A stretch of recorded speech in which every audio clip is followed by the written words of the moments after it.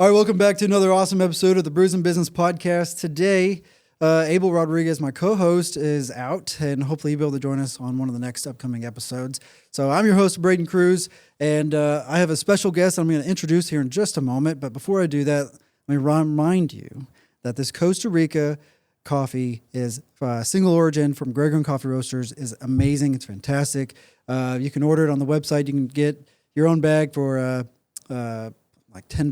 You can get them in quarter, half, or whole bean. Use code BREWS for 10% off. Gregor Coffee Roasters is locally owned and operated in Owasso, Oklahoma. Really cool guy. If you want to learn more about his story, you can go to brewsandbiz.com or you can go to gregorandcoffeeroasters.com. And I would recommend to try that. It's delicious. We're hoping that we're going to be able to trade this out with a different single origin here in a couple months. So this one's about to expire and we'll get to a new one. So, well, my guest here today, how are you, Mario? Doing great, man. Thank you for inviting me. I mean, it's great to share this space with you. Yeah, I appreciate you coming on too. And today we've got really good conversations that we're going to pick off of that we had a few days ago. And we know each other through the Broken Arrow Chamber. That's great. And yes. You work at Supermercado Morelos. I know I didn't quite say that with the pronunciation. No, you're doing perfect. Perfect. We're going to talk about blending psychology and business. And hopefully we'll learn some leadership lessons. Yeah, today. I hope so too. Right? So Yes. we're drinking, what you brought is this Blade and Bow, which is a Kentucky straight bourbon whiskey from Louisville, Kentucky. It's a 45% alcohol by volume and a 91 proof. So it should be pretty delicious. So if you want to know what that looks like, It is. voila, it's a beautiful looking bottle. Is this one of your favorites? Yeah, it's one of my favorites. And as I told you, I was saving that bottle for a special occasion. And I thought, well, this is the time. So Cheers. cheers, man. Thanks. Oh, that's tasty. Yeah. That's good. Thank you for bringing that. No. My pleasure, man. So, kind of give me a little bit of a background story of to where you are now. Like, where'd you go to school, or what have you been? What'd you study in school? Did you always start in business? Did you start in leadership? Is there any particular jobs or anything that kind of kicked this off? This journey, this passion about people, leadership, business, psychology. It is. Yeah, it's kind of a mix of everything. So we come from Monterrey, Mexico, which is northeast, probably 2 hours away from Texas, right? I lived there my whole life, and it was something kind of bound to happen that I had to enroll in psychology, right? And because I felt called to it pretty much all my life. I've loved to read and to make research and question pretty much everything that happens around me. And somehow it was very natural for me to try to figure out or read into the motives of people, right? To be able to figure out what made them tick, what made me tick. So I just followed that lead overall, and I was thrown into the consulting arena sometime around 2003. Before that, I was mainly taking care of training and developing content for companies such as General Electric or AT&T that they had some offices in Mexico. So I pretty much was doing that, and suddenly I got this opportunity to be part of a consulting group, and they took me to the Caribbean, to Trinidad and Tobago. That must be nice. Yeah, it was nice. It was nice. And right after that, I hit it off, and I had several projects with very different companies from very different industries. And it gives you a sort of unique perspective. And it can be frustrating, too. It can be very frustrating because I remember, man, it was probably the first 6 years that I felt like an absolute incompetent guy. Because you're learning and absorbing, and you don't know what to talk about. Exactly. So you can imagine, right? I have 7 projects at the same time, right? Parallel projects One of them is food manufacturing. The other one is a very prestigious football club. The other one is like municipal political campaign. And the other Very one different. is like working like to improve the processes of the equivalent of the IRS in Mexico, right? All of those at the same time. And it's like you have so many buckets and so many industries and so many functions and processes and frameworks that you have to work with, and you're feeling them little by little, all of them at the same time. So it's quite a ride. It's been quite a ride. That's a lot. Yeah. Wow. It'd be Well, overwhelming. so in that variety of industries like that, well, and it's different. It's a different thing to say, well, I work in various industries, but you can only work so deep into all of them at the same time, being one person, you know. Well, but this takes us to the core topic of the conversation, right? Which is blending psychology and business. I would say that just like the ancient principle, right? Like you have to know yourself. And the more you know yourself and the more you get yourself closer to resources that can help you parse your personal resources, the more efficient, effective, and deadly you become in business. Okay, so like recently, I've shifted someone's role into a chief of staff role because I was like, well, I don't need a whole operations person. I don't want a virtual assistant. I had one for 2 years. I've had another one earlier on. I want someone here that can go to some events and stuff with me. That's, I don't know, they can talk. I feel like it's a different kind of level of the way it's perceived, maybe, right? And so I'm trying to get a little bit out of the level of accessibility that I have and trying to shift the business to where it's like, okay, well, these people can be able to handle it. And if you need this kind of work, then I work with you, you know? So I want to try to handle different kinds of business. So part of that's perception, but with her, she does some of the executive assistant stuff, a little bit of helping me with management, people, operations, and HR, kind of like those things. The more deadly you become, I'm still on your train. Somebody else, I was lucky enough to find him through a mutual connection. I worked with him at his previous company for 2.5 years. So I kind of knew him, already had experience with him, very knowledgeable. Man, he's quick and he's efficient as hell. This is his second weekend. And first week I was like, oh, wow, okay, cool. This guy's good. He knows what he's doing and everything. And the next week, this week, he still continued to impress about how he's forward thinking, catches on so quickly. How is somebody like those two, for example, in this particular instance, how I can have a conversation and trust and know exactly how they're going to. Something so simple as, hey, when you create a document, make sure that it's saved in the client's folder in this file path. So then this is how everything's organized and stored. I didn't even have to explain that. And he sent me a document and I come to find out, I was like, I wonder if this is stored in the right place. I wonder if he just took a guess and put it where it should belong. Lo and behold, it was in the right place. And I told him, I was like, I am so proud. Thank you. Like, I'm floored because I have to tell everyone, push this button. And we're trying to figure out some ways where I'm like, I don't want to tell everybody, push this, because I'm spending so much time telling people, push this button. You know, go that way and push that button. Come over here and go push that button. Like, it's driving me up a wall.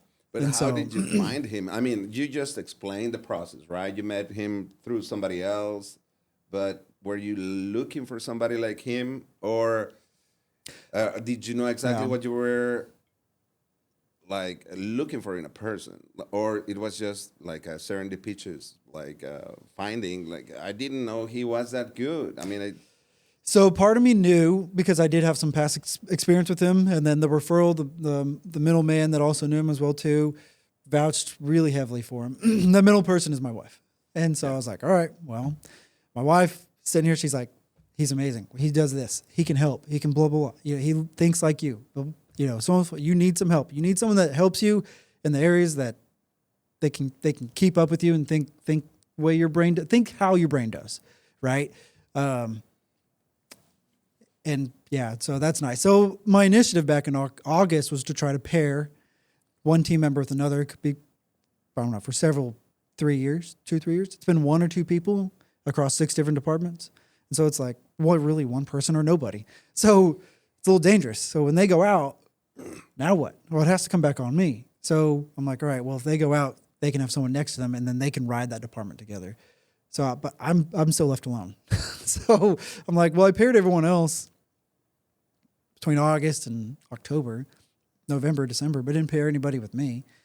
And so hopefully now I feel like I found that person where I'm like, all right, well, if I'm out, I've got somebody that can handle day-to-day ops stuff. And then someone also I know that I can talk the lingo, assist the team, actually understands these larger clients. You know, they can, he can actually, I know that he could take care of them. You know what I mean? So otherwise I'm like, I don't know anybody really else that has 10 plus years of experience. He's got 20. So no one else here has 10 years of experience in this field, my field. So, but yeah, but so the more dangerous you become or whatever, more efficient. Yes, but you said something and you said it so casually, and it shouldn't be said so casually. First of all, you didn't find him. Your wife did, right? Yeah. And second, That's true. And the middleman was your wife, which is probably the person who knows you the most. It's true. And knows how you function and knows what makes you tick. I'm sorry, and how you think and the way you see the world, right? And that's not a coincidence, man, right? And so how can you replicate that process?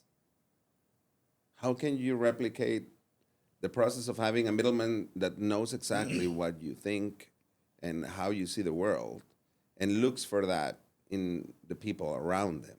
So it's very difficult to do that. So in order to shorten the distance between you and those people, there's plenty of resources and tools out there that can help you with that, which is most of the times is personality assessments, like and you don't have to do this whole psychometry thing. I mean, you just have to be able to engage in a conversation where you can tell your team or your candidates, like, hey, this is going to help you and this is going to help me, right? And just to give you an example, I'm a huge fan of the Myers-Briggs type indicator. Okay. Right? Isn't that the disc? That's another one. The disc is the one. drive, influence, and compliance. And I can't remember the S one. Yes. So the Myers-Briggs is the one like... I'm a D over I. It's very hyped up. I'm a D over I. Okay. I'm a D over I. And no, this one is the... it tells you if you're introverted or extroverted, but not in the social way, more like the way you process the world, the way you process reality, and where you get your energy from, which is extroversion. Like, I like to engage people. I like to engage the world. I like to be there and socialize and connect. It doesn't say I like to speak or I like to talk to people. It's just I like to connect and be there and be out, versus the introvert, which is like, I like it, but it drains me. The extrovert gets energy from that. The introvert is like, I need my alone time. So I'm the extrovert. My wife's the introvert. Exactly. Are you that way as well? In pairs. Yes. Yeah. We usually come in pairs. So I'm the introvert, and my wife is the extrovert, right? And then... So you'll go out to an activity, come back, and like, I don't want to go to another activity for a week. Have you ever... do you like diving? Never been. You never... Well, I've never been like scuba diving, but is that what you're talking about? Yes. Yes. No, I've been snorkeling in the oceans and stuff. Do you swim? Do you like to swim below the surface? Yes. Yes. Do you like the way everything feels, how it feels like flying, and it's like super cool, right? Yeah. Can you stay there for hours? Like, without coming back to breathe? No. Exactly. So that's what happens with the introvert. I mean, I love to be around people. I like it. I think it's super cool, but it's just like diving. I need to go back to my surface, right? And my surface is being alone by myself, thinking, reflecting, meditating, etc. Right? So I can go down the. So we went down that rabbit hole, but we're kind of talking about your story about how like you got to Yes. here. So okay, so you had the consulting Yeah, job. I'm gonna You're go back. you're in Mexico. Yeah, I'm in Mexico, right, and I'm doing all that. And the reason why I brought up Myers-Briggs is because there are certain types and certain personalities that can actually. I didn't know that at the time, right? But that can actually grasp whatever is happening around, and just like master it, like super fast. Like you can take care of whatever's happening in a certain situation like very quickly, right? You can adapt and you can start working without being an expert. But it has to do with pattern recognition. It has to do a lot with empathy, and it's got to do a lot with the way you're built. There's plenty of stuff and by saying built, I'm not saying born. I'm saying like your education, your environment, and everything. So the reason why I'm telling you this is because one of the stories that I think it definitely defined the way I worked as a consultant is one of the very first projects. We're talking about 2004, 2005. So my boss in the consulting firm, he's like, "Hey, I'm gonna send you to, uh, I'm not gonna say where. It was a Fortune 500 company in an English-speaking country, which is not the United States, and you're gonna be there in a leadership summit where the CEO and all the VPs are gonna just generate the strategy for the next 3 years of the whole company. I want you to be there listening so we can offer some consulting to whatever they're going to do. I knew nothing about strategic planning, nothing. So I get there, like, and I got my laptop. In those days, having free Wi-Fi wasn't very common, right? So I get there. First 30 minutes, the VP that brought us in, he's presenting everybody because he's the host. And suddenly he looks at me, and this is Mario Briseno. He's a consultant that we hired, and he's going to facilitate the following 8 hours of, like exercises and methodologies in order for us to generate our 3-year plan. Yeah. Right? And I'm sitting there like, I was supposed to be just listening and taking notes. And it was a moment of either you do it or you die, right? Because I was there. I didn't say anything. I was like, of course, yes, I'm more than glad to be here with you guys. And I hope this is a very productive day and yada, yada, yada. Is there free Wi-Fi? Please. So I had to put up a whole agenda of exercises, tools, and everything in order to facilitate the workshop with all of them. So I do it. I have just an hour and a half before I have to get started myself. We are done. Everybody's having fun. Everything's making sense. Everything's very productive, right? Everything is awesome. And I go back to my hotel room and I just, fall apart. My knees, my legs are hurting. I'm so stressed. I'm like, oh my God, what happened? And I get a call from my boss. And he's like, dude, what the heck did you do today? And I'm like, no. Oh, no. And he's like, I got a call from this guy, and he's telling me you're the best consultant that he has hired in order to do that. The opposite of the way you were feeling, yeah. Exactly. And it's like, oh my God. And I'm telling you, that happened 20 years ago, right? So that made a huge dent in my personality because it was a turning point. It was like, I wonder if I can pull this off everywhere. I'm sure you questioned your abilities. Yes. You doubted yourself. Yes. You weren't sure. No, I wasn't sure.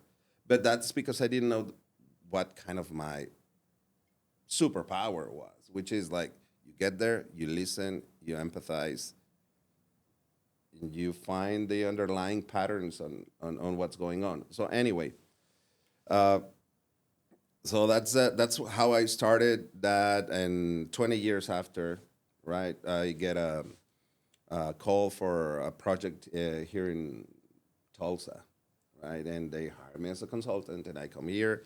By that time, I was already deep into leadership development and strategic planning. Now, not bluffing, but actually knowing what I was doing, right? And they loved the way it worked, and they offered me a position, and they brought me and the family. So, and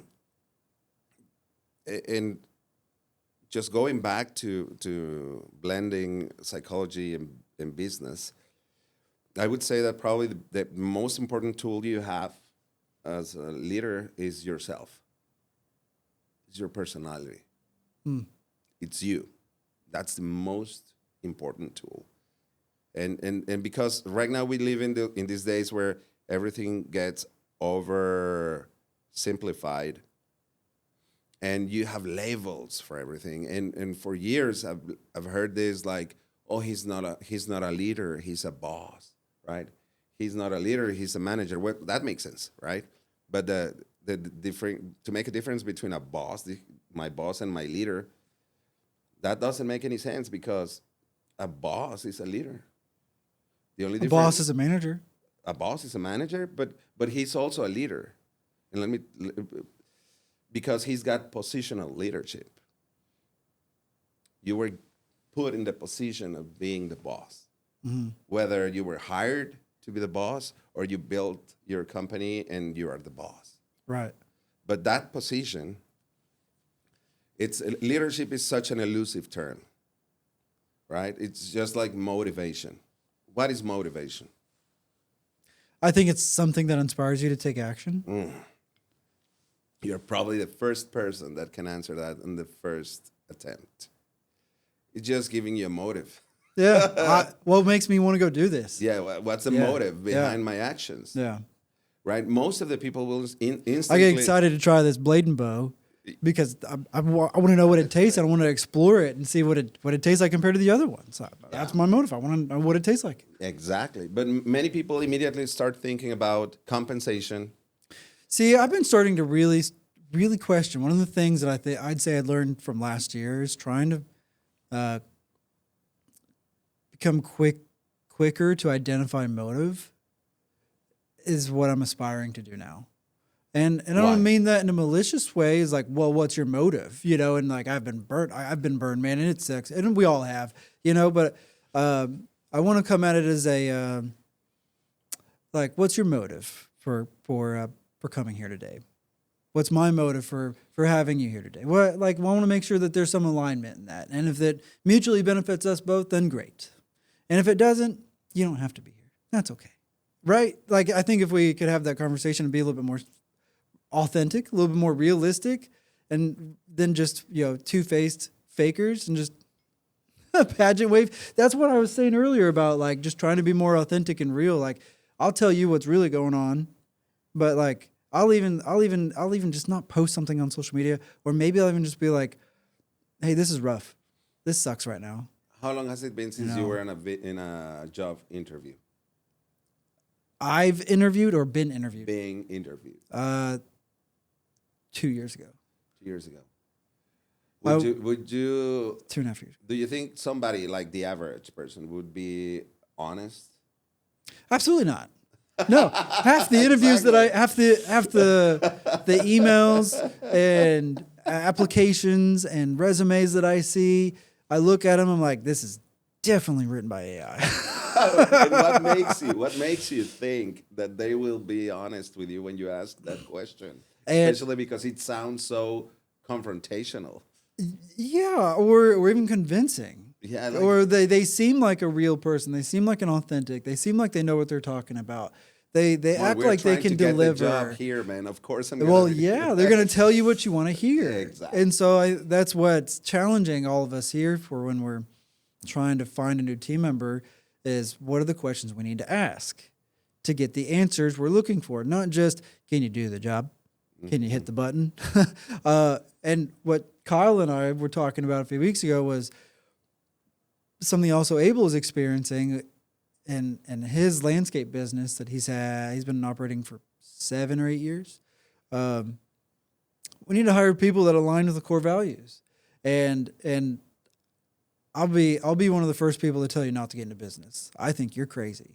I think you're crazy for starting a business. You got to be crazy. You got to be obsessive, extremely passionate, willing to give up anything and everything in order to keep it going because you're ultimately responsible for putting food on the table for everybody.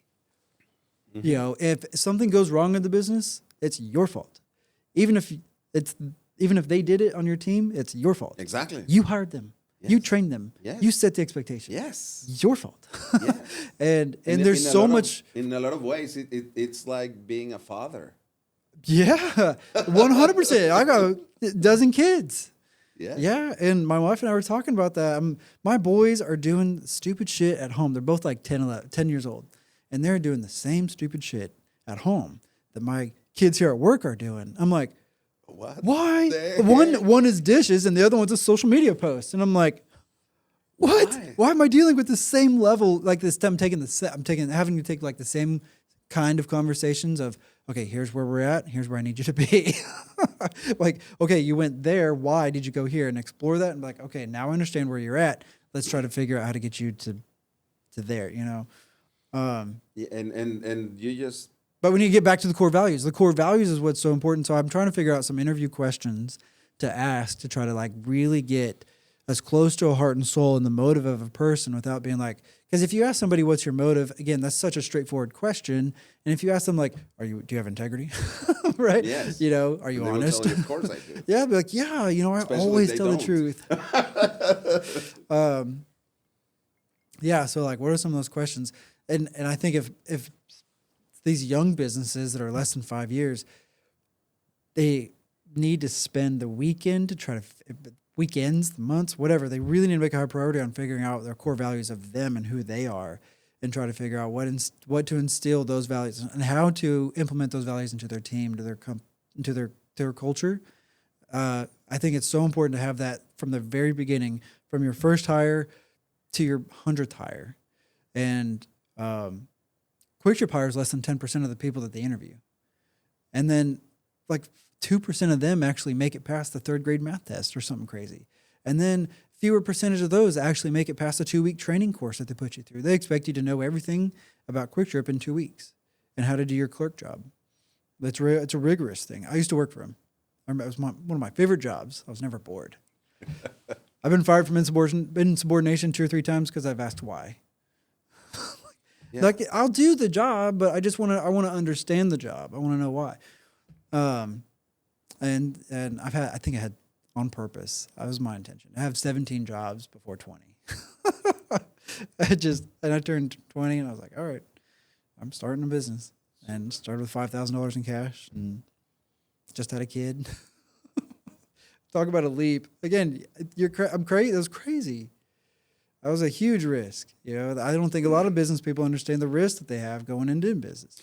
Like, what's your end result in 10 years? How are you going to take care of your family? What if this happens? You know, do you have disability, liability, GL, Arizona emissions? Do you have workers' comp? And I can tell you, everybody can be a business owner. Anybody can be a business owner, but not everybody's going to do it at the same time or at the same moment in their lives. Yeah. Because it doesn't have to. It's not like you have a formula and you have to follow it. Otherwise, you will not be successful. So there's a guy named Don Burdick of the Tulsa Irish Festival, and he will tell you a story. If you haven't heard that episode, that's a really good one. We recorded that one last year, and he didn't get started into entrepreneurship until 50s. Yes.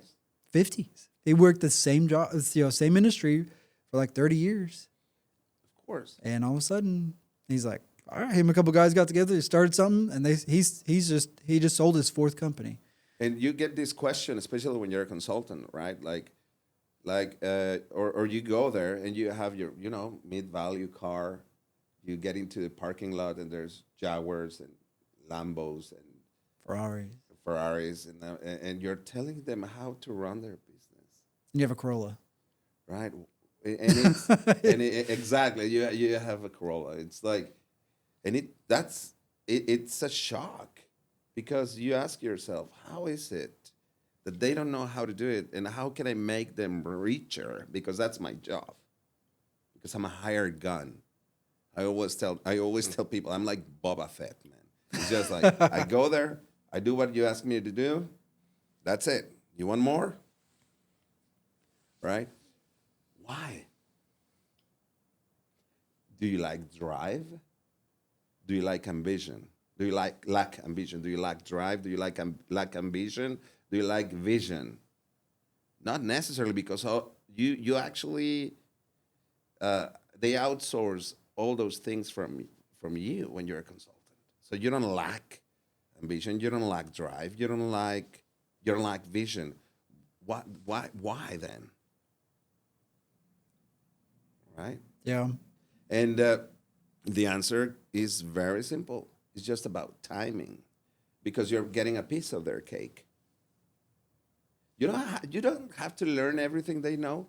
You don't have to sweat everything they've sweat. You don't have to bleed everything they've bled. You have something they don't have, and you're gonna sell it for a good price, right? And this understanding can be applied to everything you do and all the people around you. But then we go back to knowing yourself, to knowing what are your personal resources, your type of personality. Are you the one who's going to be managing all the people here, even though you're not a people person? Like, are you going to do that being level 1 autistic Asperger, that used to be known as Asperger guy? Are you going to do that? Probably not.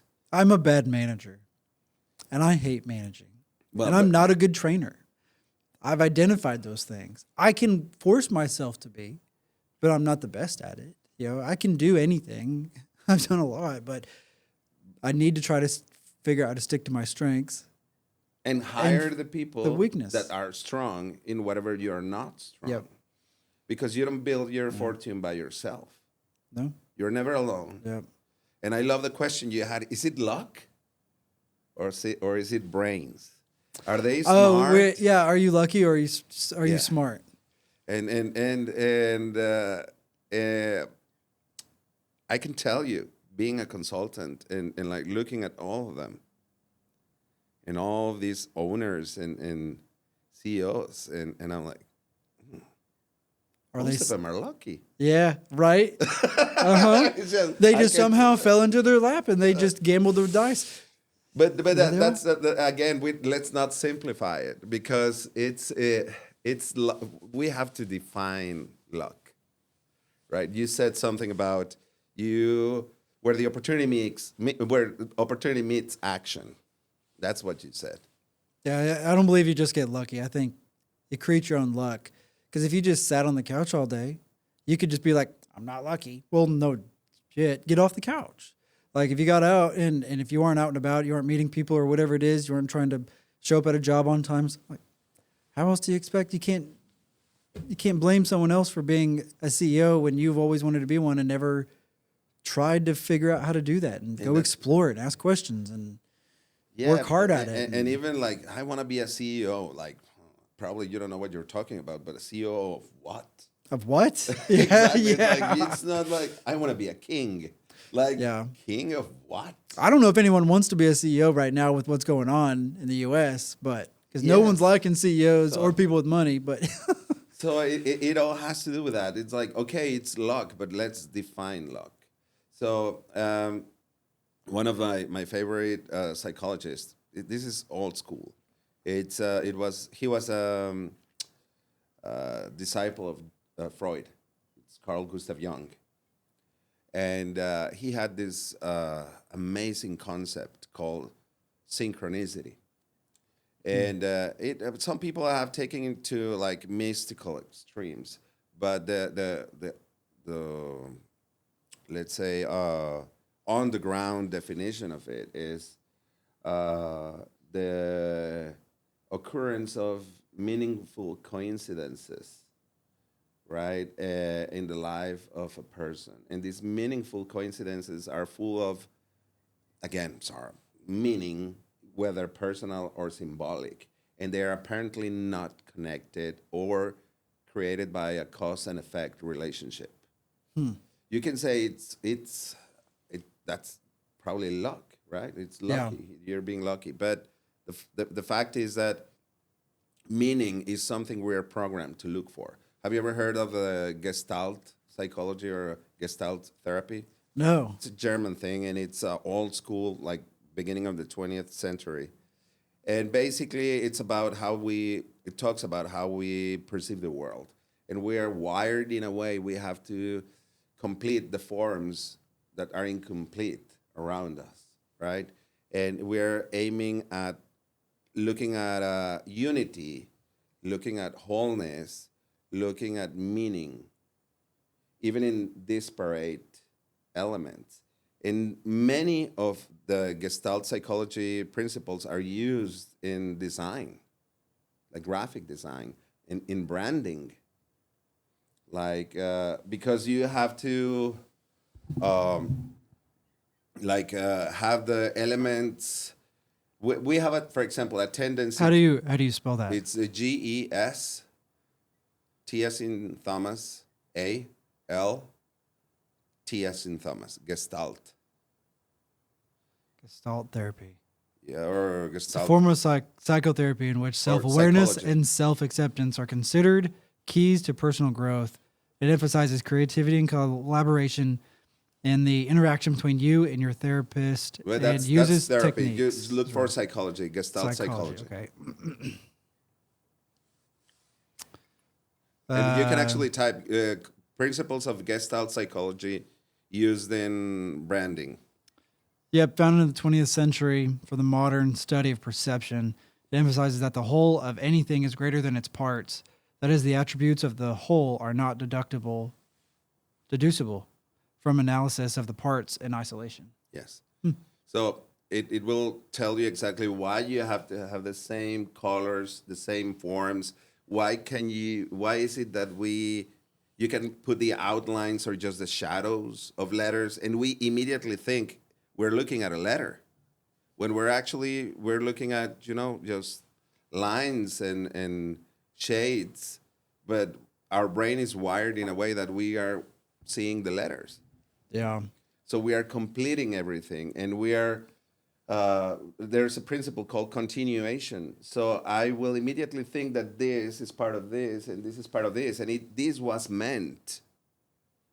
Probably you didn't even think about it, but I think my first impression would be this is a whole, like this is a unity.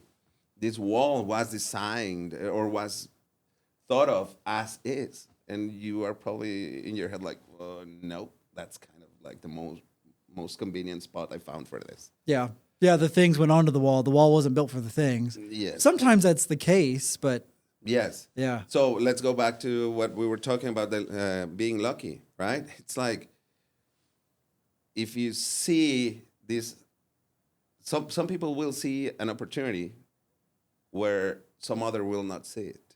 Some other people will not see the whole, the unity you're looking at. Like, this is my time. This is my chance. Many will not see that because it is absolutely subjective, right? And I'm not talking mumbo jumbo or ethereal nonsense. I'm saying, like, when you have enough information about yourself, what you can do, when your self-esteem is in the right place. And by self-esteem, I don't mean like, oh, I love myself. It's like, how do I evaluate myself? What's the value I perceive in what I have? When that's in the right place and everything lines up, and suddenly you see the opportunity.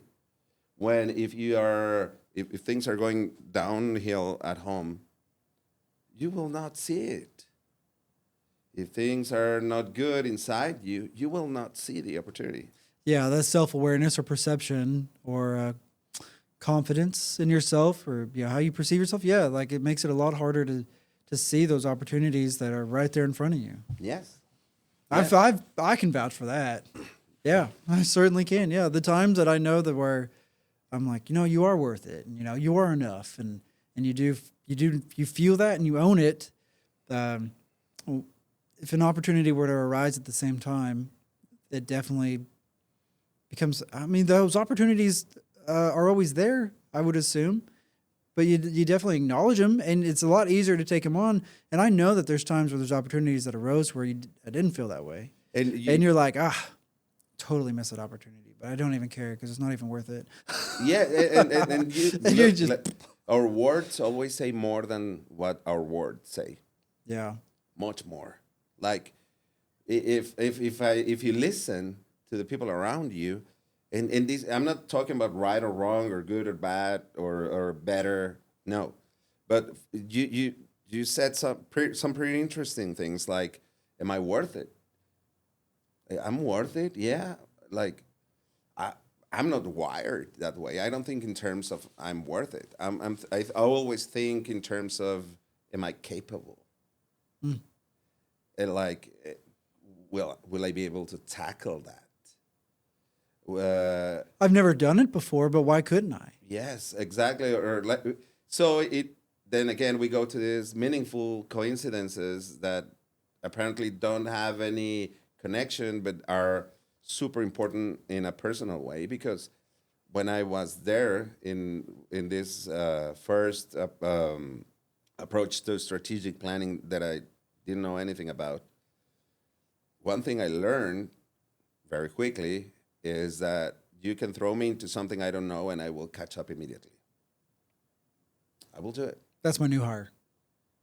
Right. And it's like, and I'm like, oh, this is nice. yeah, it's like, I didn't have to hold your hand doing that. And you actually did it better than I would have explained it. Yes. So it's like, that's cool. Yeah, exactly. But that's a trait. That's a personality trait. Yeah. So you have to look for a person with that personality trait. Otherwise, you will be holding people to a certain expectation they will never be able to. And a lot of times they'll try their hardest and try and and God bless them, they can't. Because they're not built for that way. it. Yes. They have superpowers for something else. Yeah, just not that. Just not that. Yeah. And it's okay. Like, you got to realize that, and hopefully they realize that too. And before, bridges are burned or anything worse happens, hopefully you acknowledge and you go, hey, it's okay. I gave it my all. I tried my hardest. It didn't work out. I'm not good at this. I'm good at that. Sorry, I can't help you, Mm-hmm. And many times I've seen like boards. You want me to pour another one? Sure, yeah. I've seen like this board of advisors or board of investors trying to find a CEO for their company, and they just are so desperate that they hired the people on the paper, the person on the paper, and not the person they are supposed to have. And most of them don't think that personality will actually affect the way the company is performing, and the personality of your leaders will immediately have an effect on your company. Immediately. People quit because of the people. Because of the people, the culture, the leadership. Yes, of course. People, majority of the time, people don't leave because they don't like stocking cups. They don't quit because they don't like making coffee. If they didn't like coffee, they wouldn't have gotten a coffee job as a barista. No, I quit because of my manager. I quit because my coworkers. And you said something. So I want to create, and it's hard for me. Like, I've been trying to balance this. Hey, there's a performance expectation around here, and there's a culture. And the culture part of me is the nice side. is the one that I'm going to make coffees for everybody. The performance side is you got numbers to hit. Every position has a number, I've been told. Some sort of number. Whatever that is. I don't know whatever it is. I guess it depends on the role. Some of it's sales and dollar figures for salespeople, and some of it's, number of dots input into a system. So I don't know. I don't know. I feel like it's been hard to kind of balance this. Hey, I feel like if I'm nice, then that means you can lack in performance. I'm like, whoa, hold on. No, like there's still a job to do here, and there's still an expectation. There's still something there's still an outcome that needs to be produced. Well, the more you keep them separated, the worse is going to be for you, or more difficult will be for you to juggle them. So how do you talking to merge them? Yes. How do you merge them? Because it's a narrative. You have to use your narrative. You're not an ascended person, like things in numbers and things and feelings, like process numbers, process feelings. You're a unity, right? We were talking about Gestalt. Like you have to come up with a way, and this probably has to do more with social skills than with anything else. How do I parse the harshness of facts and data with the humane side of business? How do you have to make numbers part of the conversation. You have to let them know that they're a valuable human being, even though they don't hit the numbers, but that doesn't mean they will stay in the company. I mean, and that's something we all have to understand. So professional maturity of a person is you can measure it by the way they understand that what they're doing is to make the company get closer to whatever goals they have. That's the only reason why I'm here, right? Mm-hmm. Yeah. This is what I offer you. Like I want to help you reach your goals, and I want your money. That's it. Like I'm offering my life, right, in your company, so you can reach your goals, because those are not my goals. We are sharing a part of the journey, definitely, and as long as we have a contract and a commitment, those will be my goals, professionally, not personally, right? And you will give me something in return. Now that's when motive comes in, because some of them want to be part of something greater. And pay is secondary. Some of us are like, pay is primary, because I can go buy toys and go places and do things. Yes, and you have my loyalty, and as long as I'm getting paid what I'm worth, right? And I don't mean it in like, I'm not faking it.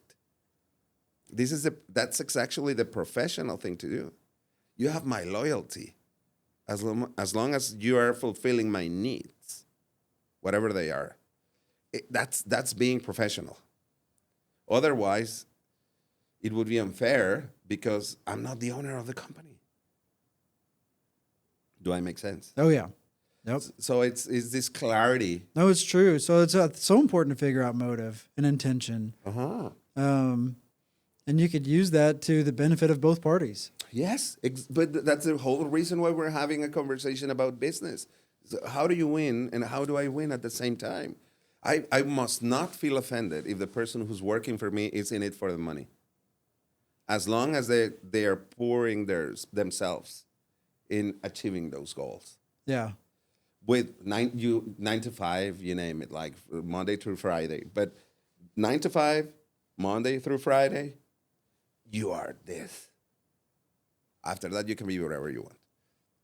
Because you have young people here, right? What's the youngest person you have, the youngest employee you have? What's their age? 20. They won't die here. No. You know they're here temporarily, right? Yeah. And they will definitely help you edify this company and take it to higher levels. And they will do it, in a genuine way. They will be loyal, they will be honest, but they won't be here forever. And they're in here while they grow and they get money. As long as you give them growth and money, they're going to be here. But there will be a moment when they will say, you know what? It's time for me to start a business. Time for me to leave. It's time for me to leave to another company. Because I'm not growing here. I'm not learning anything new. And I'm not going to make any more money. Exactly. So, and thank you. And that's pretty easy to understand. I would want that. I'd be like, I'm done. Like, you're not going to teach me anything. I'm not going to learn anything different. You're not going to promote me. I'm not going to have more responsibilities, you know, and you're not going to pay me more. What? You're telling me I'm going to be stuck here this way for how long? You don't know.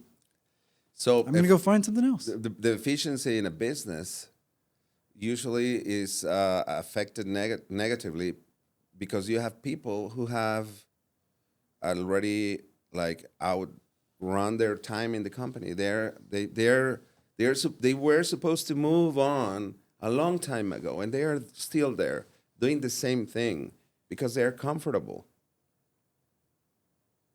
or distracted with stuff going on at home, etc. And that stuff at home can last for years. Yes, exactly. So that's not your problem. No. Or is it? It's not. Is it important to know? So Simon Selleck, right? You know who he is? No, I haven't heard of him. Look him up. So he wrote a book, and he's a speaker, but he wrote a book, multiple.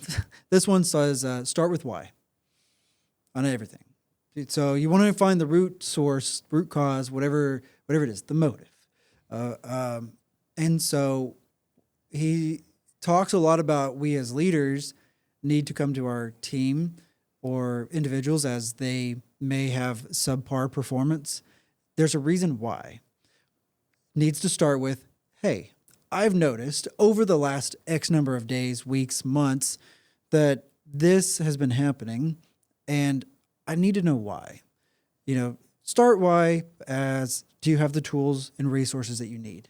Do you have the direction and support that you need? Are you overwhelmed at work? Is there something that's bogging you down? You know, whatever that is. Start exploring those options. If you'd like to share, is something happening at home? Okay, that's great. Oh, well, it's money. Okay, well, maybe I can help out with that. You know, let's figure out how to set up a quarterly bonus structure for you to earn some extra money in your position. Oh, you need to take off early on Fridays, and that's causing you stress because Fridays at 4:00, you know, your kid's got this sport thing and you can't make it because I'm forcing you to stay until 5. Bye, get out of here at 3. Does that make you happy? You know, he starts to explore those things, and he's like, we as leaders need to be a little bit more flexible and maybe not even flexible. It's just objective, open to starting the conversations and diving into why, and not just assuming that they're a shitty employee and that they're not able to hit their goals. Start by asking why. Now, once you've given them the opportunity and you have worked that, you know, you go through the 4 T's. You know, after you've gone through the 4 T's, maybe it's time to exit. And the other thing is this: like, you will have this conversation, and some of them, there's going to be plenty of times when they will be honest and they will tell you what's going on, and you will see a change in the performance and the overall satisfaction of the employee, right? And but some other times they won't be honest because they wouldn't want to tell you, I just hate my job, I don't want to do it, but it's good pay, right? So they won't tell you that. That's when you have to be driven by facts and data, which is performance. Like, dude, I believe in God. The rest, bring me facts and data, dude. Just believe in God. Like, God is the only one I believe. The only one I believe. I don't need facts and data with him. But with people, it's facts and data, man. So yes, we had this conversation. We sorted that out. You can leave at 4 Fridays. But I wanna show me the numbers, dude. Yeah. Okay. So we had conversations with remote days over the last 6 to 8 months, over the last year, and the whole team was like, "We love our remote days." And I said, "Okay, I don't care if you work here in your next to your dog on the porch, or at a coffee shop at grandma's, or what. I don't care really what happens, so long as the work gets done. It's quality. Clients are happy and are being taken care of, and the business is growing. That's really, for the most part, in the grand scheme of things, I care about. Is business growing, clients happy, We're moving forward. You're happy. I'm happy. Let's go. But then when I start feeling like I'm abused and so are other people, they're also not able to do their job because you're not doing your job. That's a privilege thing. It's not a, hey, the state mandate you have to work remote 1 day a week. Yeah. Thing. Then, it gets taken away. But like try to like figure out what that give and take is as well. Like just recently, it's like I've got to come out with some blackout dates where like I can't do the PTO stuff. Like I like to take 2 weeks off at the end of the year from like the 21st, 22nd until January 1st. I can't do it. I'm not going to do business during those times. Most people aren't available anyways, and if they are, it's rare. And it's the time where I'm like, man, I've busted my ass throughout the year. It's the time where I'm going to take time with my family. Most of the time, I'm up till midnight, 2 o'clock in the morning, at least once a week, trying to bust my ass, trying to take care of, pick things up after people or whatever it is. I don't know. Maybe I'm just crazy and inspired. That's it. I don't know. And I do. I love what I do, and I get really excited about it. I'm like, oh, you know what I'm going to do tonight?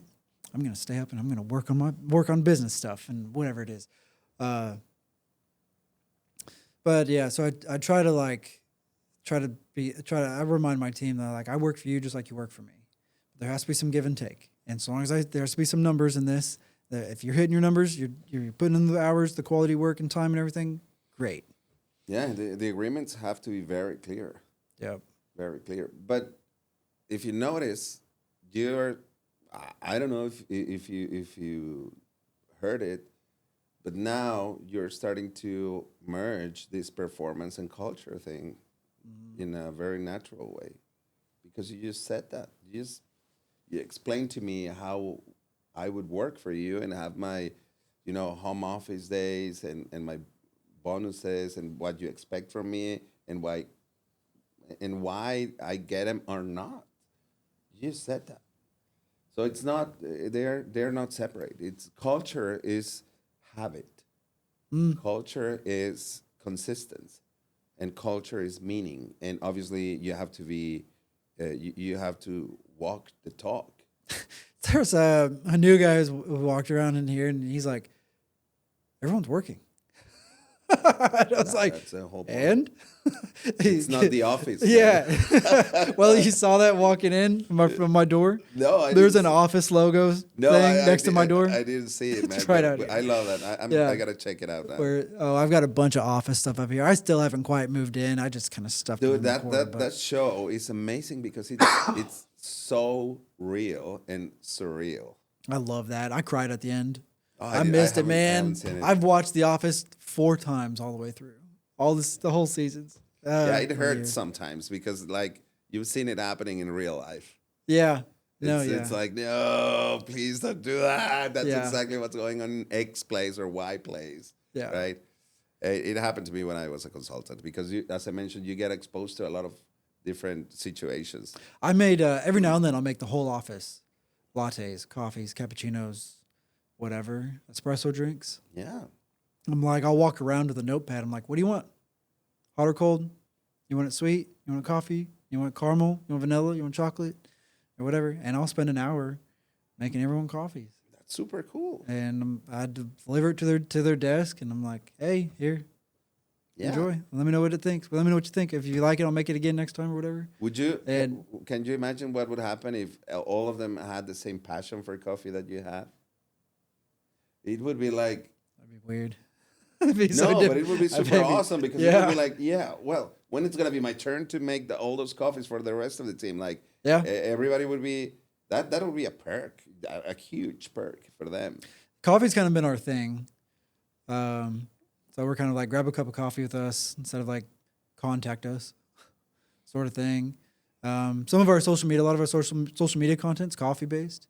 It's one of those things where like almost everyone aligns with it. Everyone loves coffee on some level, you know, and it's a non-biased thing, and you can't argue about it. It's not non-political, it's a way to connect. Yeah, just like pizza. Yes. Everyone loves pizza. For the most part, I don't know anybody that won't eat pizza. Even if they're gluten-free, still like pizza. Yes, of course. And but you will be able to the more you start like investing in knowing your people, knowing who they are, like if you at any point in time think like I'm gonna have my team make this bunch of assessments in order for them to know themselves and so I can know them too, right? And it's not a mandatory thing, like because that's I guess against the law here, like to do psychometric tests in order to get a job, but they help you figure out who you are, and in the future they will follow the path that with least resistance, and it has the least resistance because they're built for that terrain. It's not a coincidence. Oh, it's easy. No, it's not easy. It's easy for you, Yeah. right? It's not easy for me. So, but since you know yourself and you know what type of terrain you're made for, it's gonna be very easy for you, and you're gonna just, climb it Yeah. very quickly, and you will be able to make a business on your own terms. You better find the right team that complements, but also at the same time shares certain traits with you, so you can be cohesive. I have two things before we hit that Diary of a CEO card. And one of them was we wanted to talk about what's the difference between a quality product, right, and customer satisfaction. Yes, sir. What's the difference? Well, I don't remember what I said. I'd have to think about it for a second. you have to think of like, I don't know how many of you guys had a narcissistic dad. I didn't. Like, well, he's kind of like. My dad was quiet. No, but what I'm trying to say is that it's like Homer Simpson, right? Like when he, I think Marge is having a birthday, or it's March's birthday, or Christmas, I don't know, but he brings a present for her, and it's a bowling ball. And she's like, oh, thanks? Why do you bring me that, right? Like, why are you bringing me something you like? So many companies are so immersed in themselves that they think that their way of doing things is the best way to do things. And they call that quality, whether it's quality of service or quality of product, right? And but then you will be doing something that you will buy. You don't want to buy it; you want to sell it. So your service and your product must be something made for and tailored for the people out there. I hate it when things are like high quality.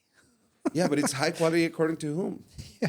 So quality is making Subjective. things according to a given set of parameters and repeat that without deviation, right? So you go to Starbucks. It's quality. Why is it quality? Because if I go Starbucks here in Tulsa, in Broken Arrow, in Canada, in China. Zimbabwe, Yeah. right? Yep. I'm still gonna be greeted the same way, and they will make the same mistakes in my name when they write it in the cup, right? My espresso will still be burnt. Hey, yeah, it's because It's the same. Well, they wanted to create that consistency too. Yeah, like that was they're important. replicating And the people experience. love consistency. But I don't know what makes people tick between like why they want the consistency versus like when do they need to get off the consistency. It's not like, but the point is that it's not like they live in, they don't live at Starbucks. I mean, they have the freedom to choose. Oh, I don't want that coffee today. I'm gonna get it somewhere else. But it's the regularity with which they receive that same experience that make them come back. So because you know what to expect too. People want to know what to expect. I that's think quality of service. that's quality of service. So when a customer knows what to expect, that's quality of service. Yeah, quality of service, quality of product. You know what to expect because it's always the same, and I like it, right? If I don't want to experience, It's like when you go to a restaurant, the potatoes are always different.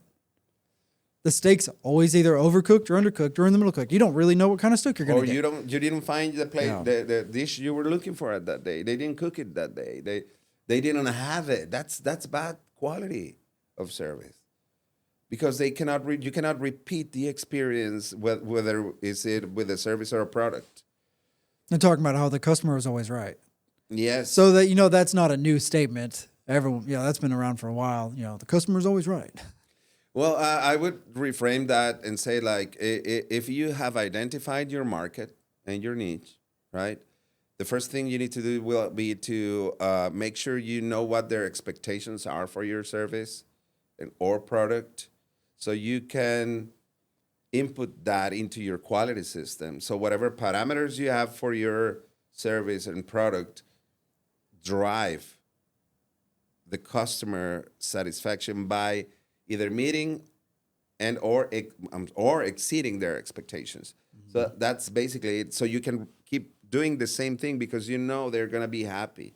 But if you think that because you have an outline telling you what the parameters of your service are, if you think that's quality of service, you are in for a rough awakening, because if you didn't use customers' input, you will be basically pleasing yourself. Yep. So customer satisfaction is the effect of your product over their expectations, whether it's good or bad. And quality of service is how much are you able to replicate that product or service. So you have to base your quality of service or product on the customer's expectations. Did we talk about the bar, the conversation thing that I've had and said? And I've been talking about this a lot lately. About how if you meet, exceed, or miss the bar, what happens? No, wait. You can tell me what you think. So you ultimately set the bar for me, and I can accept it or decline it. I can be like, I agree. You set the bar, and I agree. I like where that bar is set. There's a buffer around that bar, and if you go above that buffer, that's when you get all the praise. Wow, Mario, great job, dude! High five! You did good. You killed it. Blah blah blah. If you go way below it, I'm like, dude, what happened? That sucked. You're terrible. Underwhelming. I'm not going to buy from you again. Whatever. But if you're in that range, that's that comfortability kind of range where there can be that the potatoes can be slightly mushier, they can be slightly harder, but if there's too much variability in that, then the consistency goes away. So does the quality. And the conversation I've had with my team too, and I'm like, you're in certain instances, different team members throughout different time periods, but I've said this over the last maybe 6 to 8 months more often, where I'm like, I said I would like the bar here, and you go, okay, bam, you rose the bar, and I go, man, that's awesome, you killed it, you did a great job, and you consistently stayed at the bar you set, and you're going to hear from me, or you're going to hear from a client, just like what I said, when you go above that bar exceptionally, or you exceptionally go below that bar. When that buffer goes out, if you stay within that range, that's great. You're doing your job. No, you're not getting bonuses. No, you're not getting a raise. No, you're not going to hear any praise. No, you're not going to hear any criticism. Just you're doing your job. Mm-hmm. Yeah. If you continually go below that bar, we're going to have a 4T conversation. Yes, of course. If you go above that bar, I'm going to be like, hey, you want some more money? Yes. You're continually excelling and doing a great job. Hey, you want a promotion? Hey, you want more responsibilities? No, that's okay. Do you still want more pay? Because you're making clients more money, you're making me more money, whatever it is, right? Let me see. Do you want more support? Do you want whatever it is? And so, like, I continually have that conversation with them where I'm like, why are you continually doing this? And more so lately, I'm like, you're continually going below this bar, and why? And that's kind of what we've been talking about this whole time. Is I'm trying to figure out why. Because you're perfectly capable. You've shown me you're perfectly capable. You've delivered the capabilities you've on that bar that you set. Why are you lowering the bar? I'm like, we always need to continue to try to raise the bar, as they say, right? Because otherwise, to some degree, you stay stagnant. Like, why is Starbucks and McDonald's and Wendy's and Arby's like trying to redesign all their restaurants? Well, I've heard that once you master or you're comfortable with your current function, you have 18 months before starting to go decline? To decline, yes.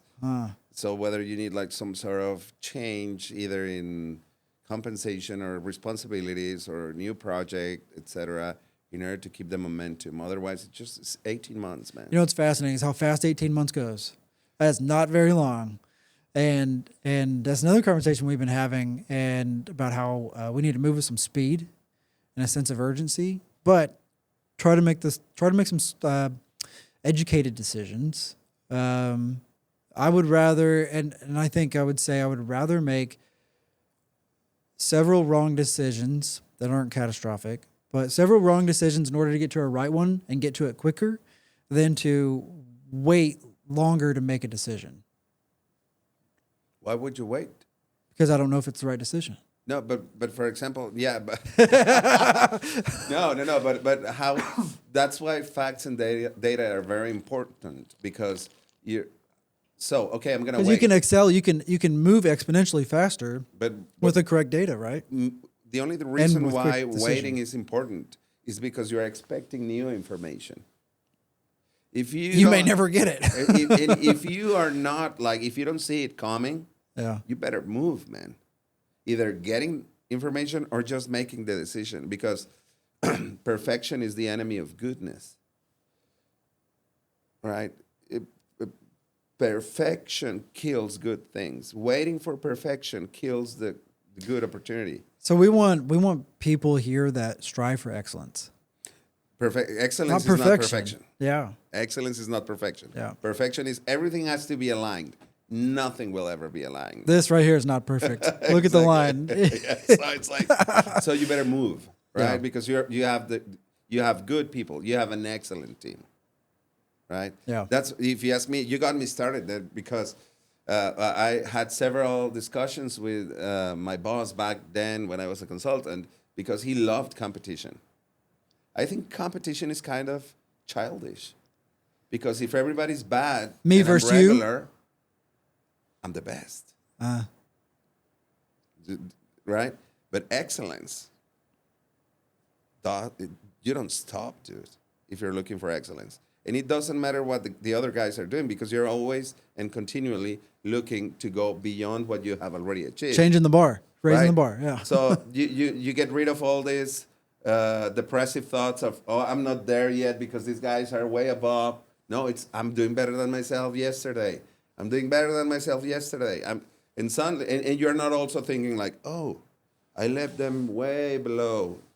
I'm gonna just chill. So that's one of the core values of Sooner is excellence. Yes. And I decided on that as one of our 6 core values is because I was told I'm never satisfied. I'm like, I feel like if I become satisfied, I become complacent. And I quit striving for change or growth or something better.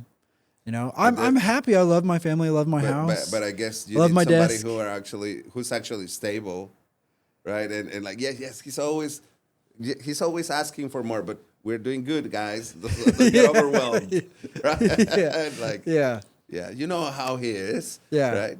Yeah. They needed that balance, a little bit of the brake to the gas. Yes. You know, the extrovert to the introvert thing we're talking about. Sort of. And the other thing that you mentioned is how to manage expectations, because if customer satisfaction is based on their expectations are made of ideas, and ideas can be changed, right? So the quality of your product is right here, and their expectations are right here. How will you satisfy that client if they don't want to pay for more service? You have to educate them so they lower their expectations. So that's one of the things I love to say too, is I'm like, hey, a lot of times during our lead conversations, I want us to say, and I try to instill this with the rest of the team, I guess full circle. We want our clients to be educated enough to know what's going on. I don't need you to be a professional in this industry, otherwise you'd be in it. But I need you to understand how this stuff works, how it's made, so you can make smarter business decisions. So you can make educated decisions. So you just go out and put out a Google ad or a Facebook ad or whatever it is, you know, you built a website and you're like, well, I didn't get any leads for my website. You know, that company sucks. I hear that all the time. I'm like, it's like building a beautiful quick trip in the middle of nowhere in Arizona in the desert. And you have no roads. You have no signs. There's no advertising. No one knows it's out there. Mm-hmm. You know? Oh, that makes sense. Okay, well then what would the roads be? That would be like, I don't know, putting it on Facebook and telling people you got a website. Yeah, you know, and putting up some ads and sending people there and putting up some signs in different places and yes, pointing them in the right direction and showing them what their expectations should be. Yep. But like for example, I've never said no when I was a consultant. I never said no.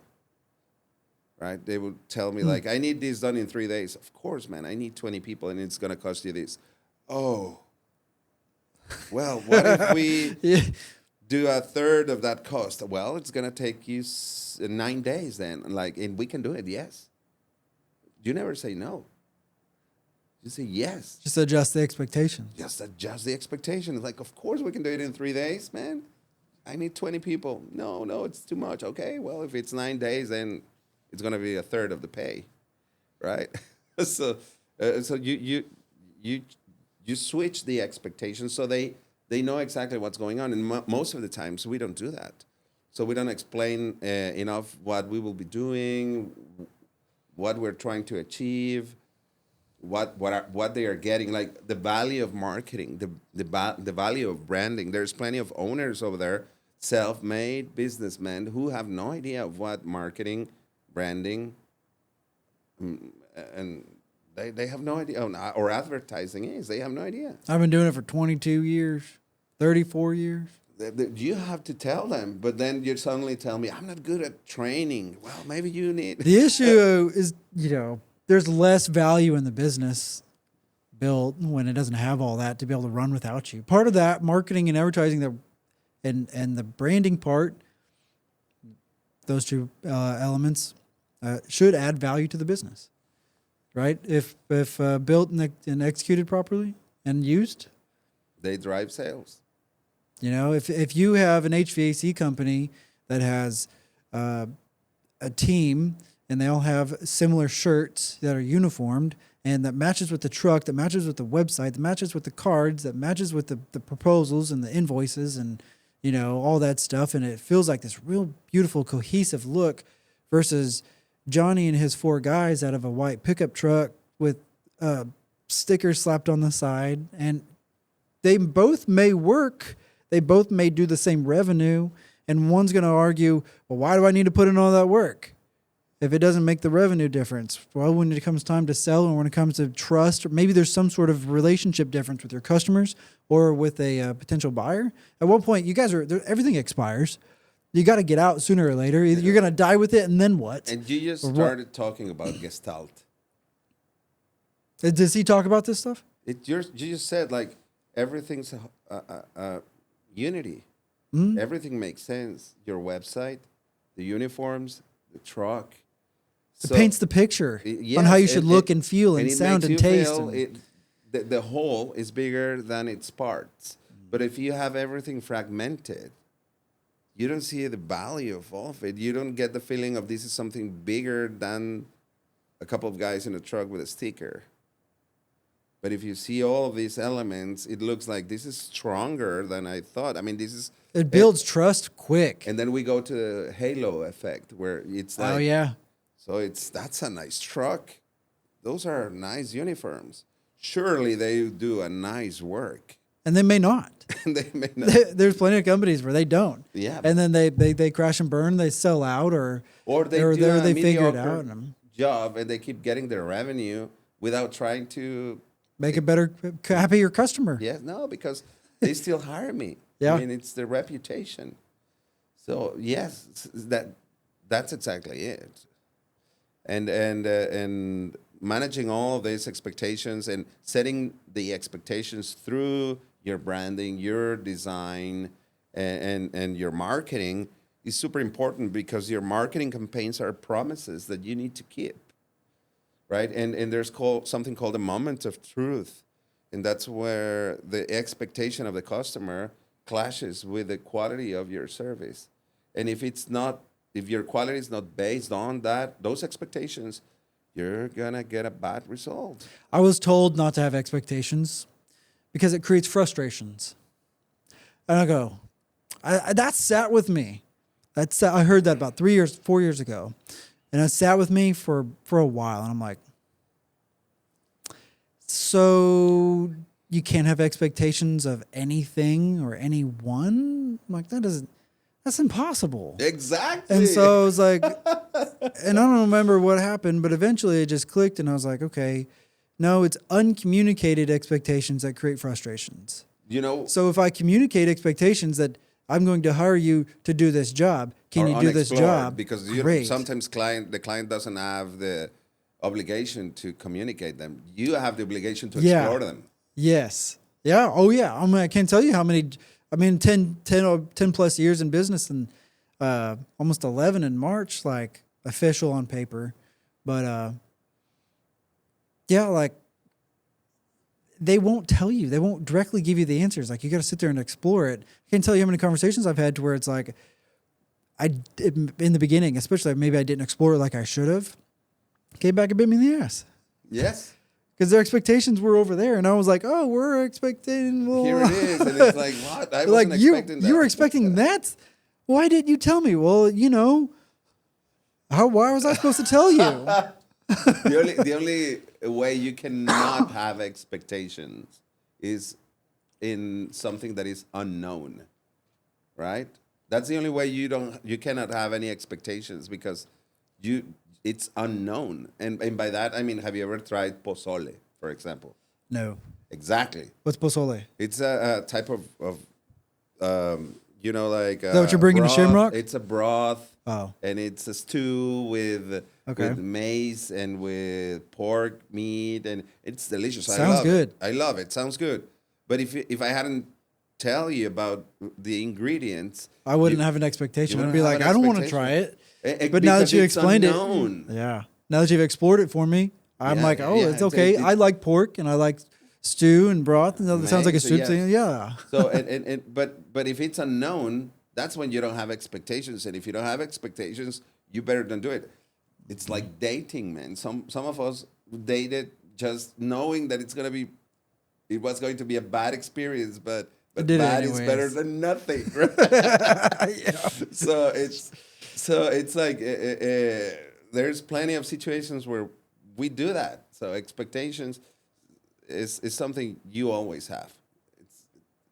Now that person might mean you must always have a low expectation, a negative expectation. Oh, so you don't get disappointed. But that's kind of depressing. Yeah. So yeah, and it's not. It should be the other way around. I mean, you should have your mind open to be educated into something you're not fully knowledgeable of.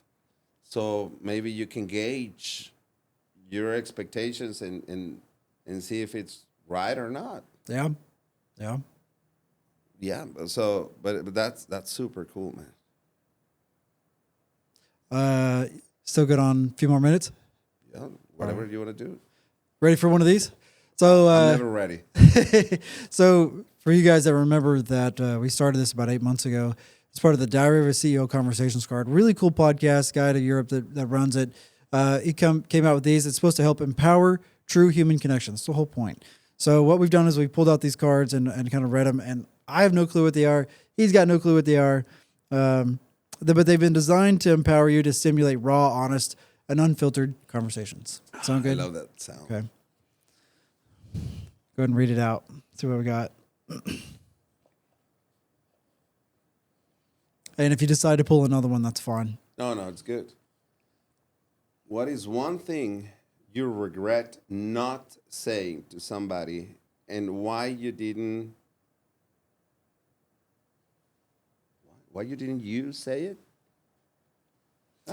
Yeah, what is one thing you regret not saying to somebody, and why didn't you say it? What? Why didn't you say it? What's something you regret that you didn't say? Read that back again, because look at the last part of the sentence. That is a little funky. What is one thing you regret not saying to somebody, and why didn't you say it? No, it doesn't say why you didn't say it. It says, what is the one thing you regret not saying to somebody, and why didn't you say it?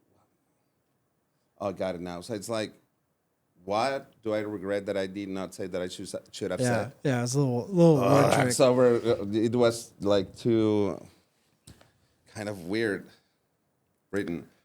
Oh. I don't know. I'm sure that there's several circumstances that are like this, and actually, I mean, one of them goes all the way back to my grandpa dying, and I wish I would have just told him I loved him more, and I don't know why I didn't say it, and I don't know why, whatever it is, and I don't know. probably some stuff with my dad that's underlying too, pretty deep stuff. But then even just recently, like, I don't even know if I regret not saying it. There's a lot of things that that I'm pretty sure that I wish I would have said and didn't. Those are some couple things. That's a difficult. It's a really question. difficult one to answer. Because again, it all depends on the way you're wired. Because if you ask me, I've always been so careful on what I say, and by that I don't mean that I've been shy. I mean that No. I've said what I've had to say, and I don't shy away from saying it. You're confident when you say something? Yeah, because I don't say it unless I'm absolutely sure of what I'm saying. That's good. So it's like, that's why I never talk just to talk. It's like, but I guess that, most of the times it has to do with the family. So maybe, just like you said, I mean, I still have my dad, and I probably hadn't said to him how much I love him, right? But then again, is there enough of that? Like, I would say that's it, man. I would say it's my dad. Yeah, because they have a rough time and they're imperfect people, and just like with leadership, the people that report to you and your children, they expect you to be perfect, and it takes maturity for them to understand that Nobody's you're not. perfect. Yeah. So that extending that grace, right? It's probably something I wish I could have said in a different way, right? I mean, we still have a very good relationship, but it's been decades of fights and arguments. Or not saying anything at all. Or What about that? What about something you regret that you wish you would have said and didn't? Yeah.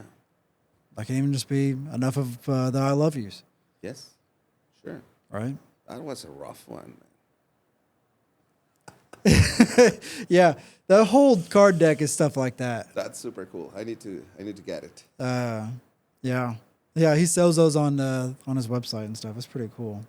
You have any thoughts or questions, or any No, particular man, key takeaways? Or I think that the space you're creating here is it's unique because it gives us the opportunity to listen to a lot of people that usually don't have these platforms, right? And we come from everywhere, and to find a spot where you can hear opinions and experiences and stories from everywhere is something very, very valuable right now. So I think it's awesome, man. Thank you for inviting me. That's awesome, man. Yeah, I appreciate coming here and sharing stories and having good conversations and a couple glasses of whiskey, couple drams of whiskey. And like I said, the whole point of the Brews Business podcast is to have kind of like those raw, unfiltered conversations. So when I came across that, and I'm like, that's perfect. Like we could have some of those conversations, and I love his podcast after finding out about it in those cards, and I'm like, that's like what I started this to do, and just to try to have those coffee shop conversations. I'm like, man, there's so many conversations that I have when I meet somebody, and I'm like, man, if somebody else heard this, there's so many good golden nuggets that would just inspire or learn, and I'm like, I'm not the expert on any of this stuff in this podcast. Like I'm just sharing stories, and allowing you to share your stories, and just trying to help. That's the value share. of it. I mean, that you're able to open that, as I mentioned, this space for all of us to hear and to be able to witness this, and again, like if there's anything important that I would like to just clarify of everything that we've spoken about is like, know yourself, man. You're already a leader, and maybe a bad one or a good one, I don't know, but you're a leader because you have influence over people. And if you do so, like, you better know yourself to know exactly what you're building your leadership with, right? And then you have to know your people in order to make sure you put them in the right place. And motive is super important. Right. I guess those are like the best takeaways of this. Thank you guys for listening in. I really appreciate you. Mario, Thank you, thanks for brother. joining today. A lot of good golden nuggets. You guys are probably going to have to hit rewind a few times. If you forget certain parts of the episode, don't forget that we've got the chapters built in to both the YouTube video and the audio. So if you want to skip to a certain part to be able to reference, that should be pretty easy for you. Remember that the Gregor and Coffee Roasters, the official coffee roaster of the Brews Business podcast, go support, go grab a couple bags. Really, really good stuff. Use code BREWS for 10% off. And then we've got some really cool merch. You can't see it, but it's behind me. There's some can coolers. They're glass. They're etched in Brews and Business logo stuff. That's really quality, really cool stuff. There's some other really cool notepads and stuff. So if you want to listen to the podcast and take notes as you do it, you got a dedicated notepad to be able to do all that. I encourage you to like, follow, comment, share. If you've got someone or a topic or an industry or whatever it is that you'd like to hear from, we have like a guest list of like 30-some people that I haven't looked at in like 4 months. So that'd be pretty interesting to look at to see what you guys want to listen to. And then like, subscribe, comment, all that good stuff. And appreciate your support. Thank you, brother. All right, we'll see you guys next time.